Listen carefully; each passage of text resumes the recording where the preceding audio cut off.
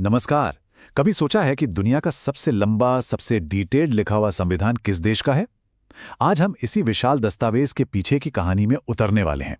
ये सिर्फ कानूनों की एक किताब नहीं है, बल्कि एक अरब से ज्यादा लोगों के सपनों और उम्मीदों का प्रतीक है।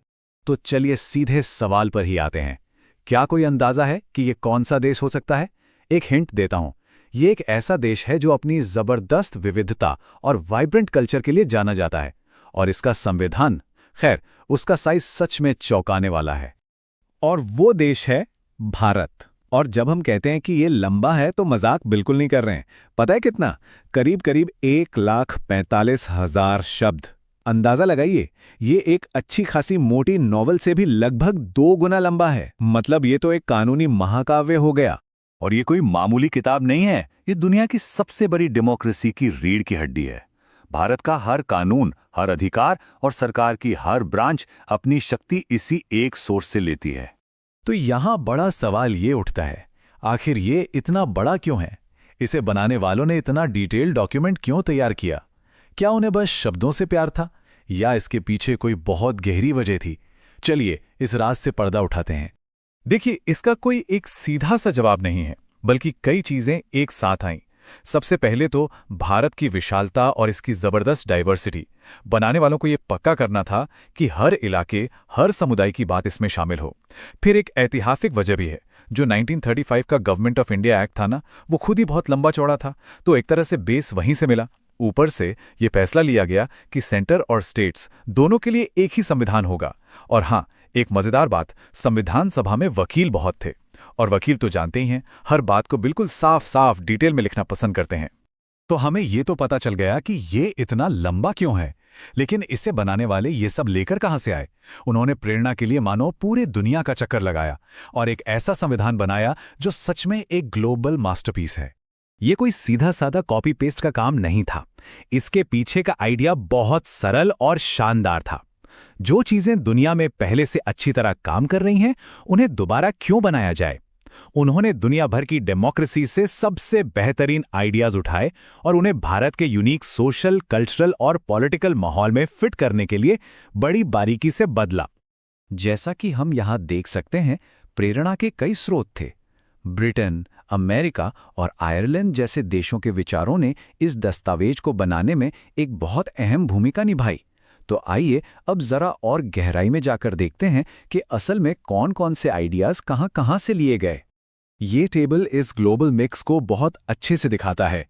ब्रिटेन से भारत ने अपना पार्लियामेंट्री सिस्टम लिया, अमेरिका से फंडामेंटल राइट्स यानी मौलिक अधिकार और एक स्वतंत्र न्यायपालिका का जरूरी कॉन्सेप्ट लिया गया, और आयरलैंड के संविधान से directive principles of state policy की प्रेरणा मिली, जो एक तरह से सामाजिक और आर्थिक न्याय का रोड मैप है। ये वाकई में दुनिया के बेहतरीन विचारों का एक संगम है। लेकिन यहाँ एक बहुत जरूरी बात है, संविधान बनाने वालों ने भविष्य की तरफ देखा था। वो जानते थे कि भारत बदलेगा, और इसीलिए उन्होंने एक ऐसा डॉक्यूमेंट बनाया जो पत्थर की लकीर नहीं था, बल्कि एक जिंदा, सांस लेती हुई चीज थी जो वक्त के साथ खुद को बदल सकती थी। जब इसे पहली बार 1949 में अपनाया गया, तो संविधान में 395 आर्टिकल्स और 8 शेड्यूल्स थे। ये पहले से ही काफी बड़ा था, लेकिन जैसा कि हम देखेंगे, ये तो कहानी की बस शुरुआत थी। और आज की तारीख में संविधान बढ़कर लगभग 470 आर्टिकल्स, 25 पार्ट्स और 12 शेड्यूल्स तक पहुंच गया है। ये ग्रोथ इस बात का एक जबरदस्त सबूत है कि कैसे इस डॉक्यूमेंट ने भारत की बदलती सामाजिक और राजनीतिक सच्चाइयों के साथ खुद को ढाला है। ये सब हुआ है संशोधनों यानी अमेंडमेंट्स के जरिए। 2023 के अंत तक संविधान में 106 बार बदलाव किया जा चुका है। हर संशोधन इस देश के सफर में एक मील का पत्थर है, जो इसकी बदलती जरूरतों और उम्मीदों को दिखाता है, और यही इसे सच में एक जीवंत दस्तावेज बनाता है। तो हमने इसके साइज, इसके सोर्स और इसके विकास को देख लिया, लेकिन इन सभी नंबरों और आर्टिकल्स के परे भारतीय संविधान के दिल में क्या है?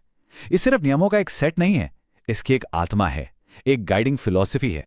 महान दार्शनिक अरस्तु ने एक बार कहा था, संविधान वो जीवन शैली है जिसे राज्य ने अपने लिए चुना है। ये लाइन भारतीय संविधान के सार को पूरी तरह से पकड़ लेती है। ये नियमों से ज्यादा उन मूल्यों के बारे में है जिन्हें एक देश जीना चाहता है।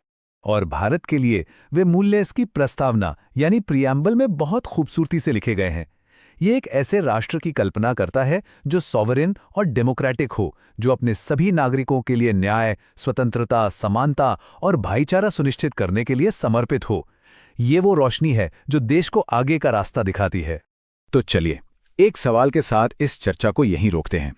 क्या एक ऐसा संविधान जिसने दुनिया भर से इतने आइडियाज लिए हों, उससे सच में भारतीय कहा जा सकता है?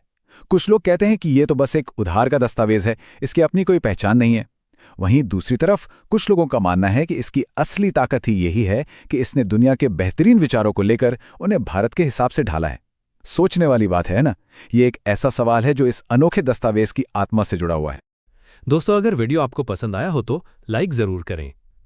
सूरज यादव टीचिंग एक्सपर्ट को सब्सक्राइब करें, क्योंकि इस चैनल पर एजुकेशन वाली वीडियो प्रत्येक दिन अपलोड होती हैं और ऐसी ही नई अपडेट्स के लिए बेल आइकन दबाना न भूलें। धन्यवाद।